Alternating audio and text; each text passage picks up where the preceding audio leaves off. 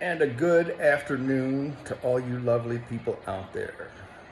Um, this is something that I put together, I don't know, about 6 years ago when the Black Lives Matter movement was in full swing. Um, and it's about how to end uh, civil unrest over police misconduct being accepted and celebrated by the establishment. So, I guess I'll just go right into it. I got my 10-step plan here. I call it Mom's Homemade Recipe to End Riots. Step 1, outlaw qualified immunity nationwide.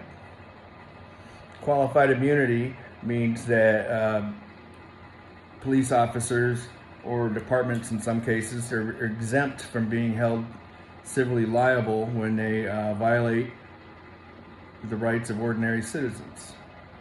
This is a concept that didn't even exist until the 80s at the Supreme Court. So this is kind of a new thing. It's kind of a new shield that departments use to protect their officers. So that's step number 1, outlaw qualified immunity nationwide. The second, ensure that every community has a civilian review panel that has full access to all body cameras with 0 police officers on the review panel. And the review panel needs to have full subpoena power and final decision-making authority, binding decision-making authority. Now, the reason I add those caveats in is because there's a lot of communities that, they put up these civilian review panels, but they don't really have any teeth. All they could do is put out opinions. They can't really hold anybody accountable. So in order for those civilian review panels to be effective, they need to have teeth. They need to have power. So that's number 2. Ensure every city has a civilian review panel. Number 3, require that any and all misconduct allegations be handled by state attorneys general and not by the local prosecutors.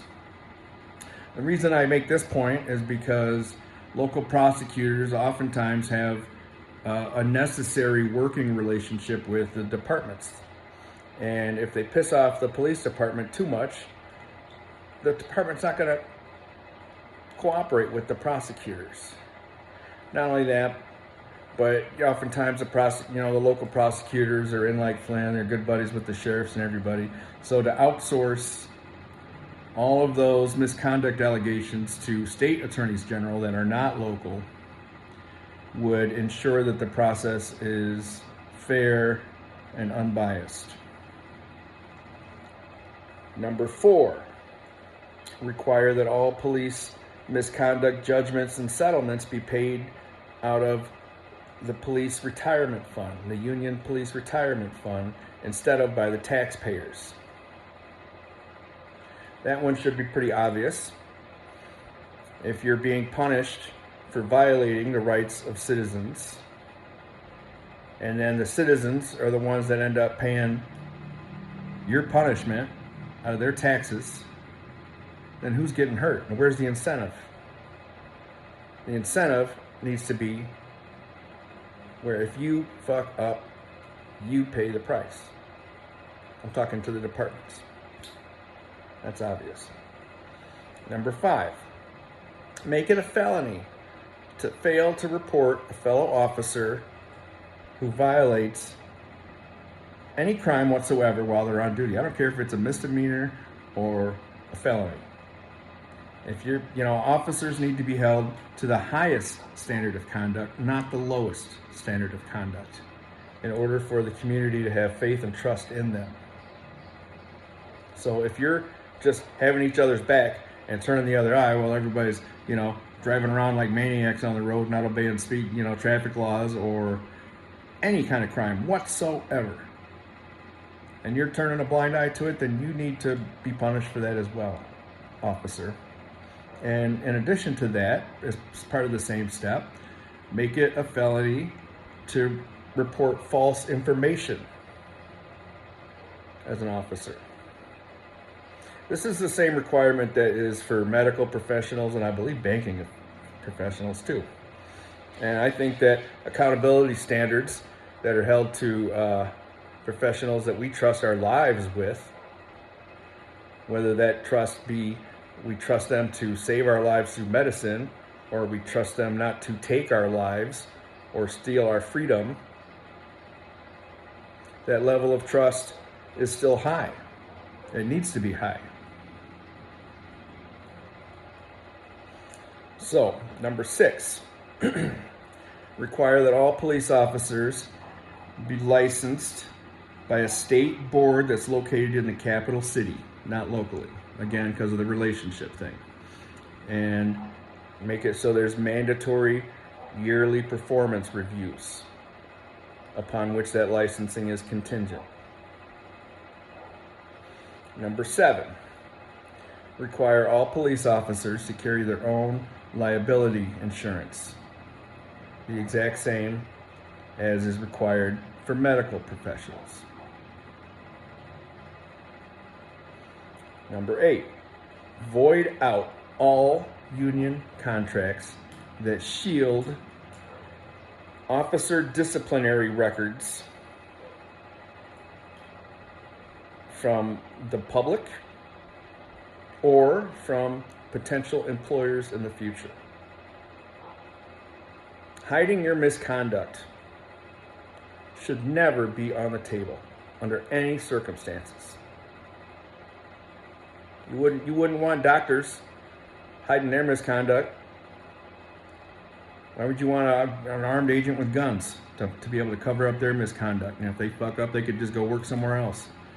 And nobody else will know about what they did. Nope, that's not right. That happens all the time, but that needs to change.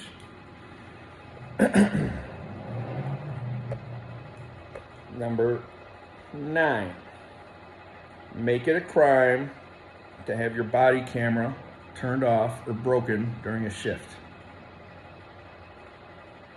And that includes the visual and the audio. You should never, under any circumstances, be able to shield what goes on duty from the general public or from any form of accountability. And number 10, require a much more stringent level of education so that we don't have poorly trained officers that can try to make a claim that they didn't really understand the law properly or they didn't understand their job properly. These people, our communities trust them with our very lives and our safety and our freedoms. Right? And so they need to be the most highly qualified professionals out there. Now, in addition to that, they ought to get paid what professionals get. Right? Registered nurses have to go through a hell of a lot to become a registered nurse. And they have to stay on their toes too, because if they fuck up, they lose their licensing. But they get paid a lot. That's the motivation for somebody to become a registered nurse to begin with, is you get paid a lot. Well, if you're a cop and you're trained well, and you're given that high level of trust, then you should be paid appropriately. And that's how you retain officers, and that's how you recruit officers, because it's a really good paying job. You know, a lot of times they say, well, if we have strict accountability, that's going to fuck up their recruitment. Nobody wants to be a cop. Well, if you pay them good, they will. If you require a lot out of them, you should give a lot to them. Police officers aren't in and of themselves bad guys. The system's broken. The system's set up so that it covers up the bad ones. And the bad ones are the ones that make it so that nobody in the community trusts cops anymore. Well, make sure you got good cops. Proper training, pay them what they're worth.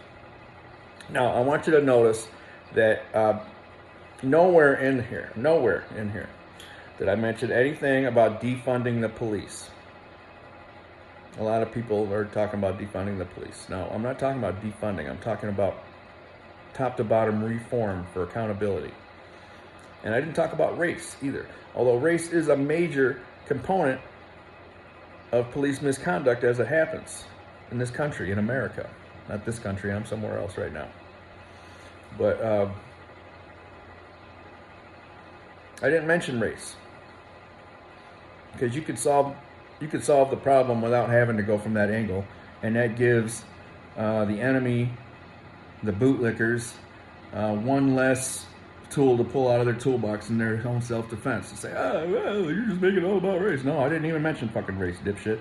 So, and then the other thing is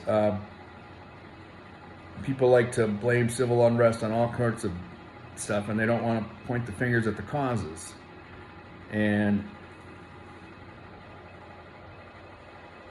if you were making that argument, I encourage you to go check out Martin Luther King Jr.'s interview with Mike Wallace that happened on September 27th, 1966. You see it on YouTube. It's right there, where he talks about the causes of riots. He talks about how it's the final act of desperation from voices that are unheard. You can get into it in more detail by watching. He's a lot better with words than I am, for sure. So, and finally, I just want to say that with greater accountability, you'll find greater perceived legitimacy.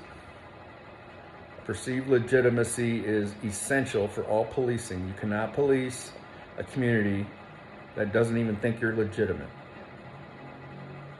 So if you can